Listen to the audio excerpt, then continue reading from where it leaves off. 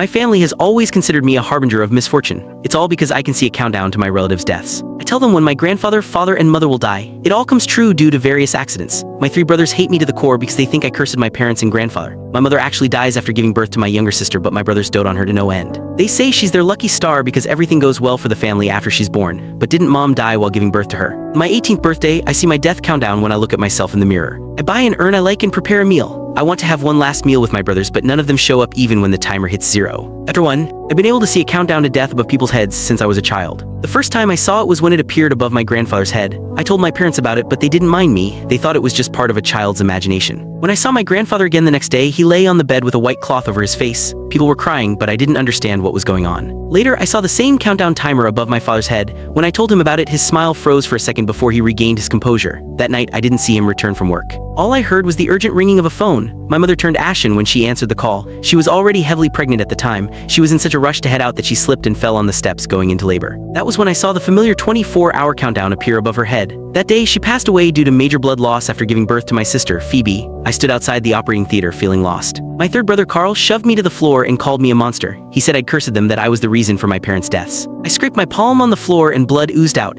I wanted to cry from the pain but forced myself to hold it in when I looked around. The people standing around me didn't dare come near. I could see the fear and hatred in their eyes. I didn't dare make a sound. All I did was bite my lip and get to my feet. Then I dusted my dress off and comforted myself. After that, I curled up in a corner and listened to the sobs around me. I hugged my knees and wept, "Daddy, Mommy." I slowly drifted off. When I woke up, I found that I was alone. Everyone had left, but no one had bothered waking me up. Was it because they didn't want me anymore? I got to my feet feeling panicked. However, my legs were numb after being curled up for too long, so I fell to the floor. The corridor was silent. Only the blinding lights were with me. Pain consumed my body and I couldn't hold back the flood of tears. That was the day everything in my life changed. Chapter 2. My 3 elder brothers treated Phoebe like a princess but avoided me like the plague. Even the maids brushed me off. It was a regular occurrence for me to go to bed while starving. That didn't stop me from reaching the age of 18 though. Carl always said I was a monster who would forever plague the rest of the family, and I somewhat agreed. I wondered whether I was still alive because I was too evil for hell to take me in. On this day, I got out of bed and headed to the bathroom to wash up. My hair was dry and frizzy and my cheeks were sunken. No one would ever think I was the oldest daughter of the affluent Jensen family. That was beside the point though. What caught my attention was the countdown timer above my head. I saw the bright red numbers above my mirror reflection. The day had finally come. I wanted to smile but only managed to lift the corners of my lips slightly. I slowly put down my glass of water and stared dazedly at my reflection. I didn't have friends and rarely came into contact with anyone. How was I going to spend my final day in this world? After a long moment of consideration, I washed up and descended from the attic where I lived. My original room had been converted into Phoebe's walk-in wardrobe shortly after her birth. In the past, I'd looked out the small attic window at the little girl running around and having fun in the garden. She was innocent, pure, and free of worries. Meanwhile, I could only hide in the shadows and peek at her happiness. It wasn't exactly early, so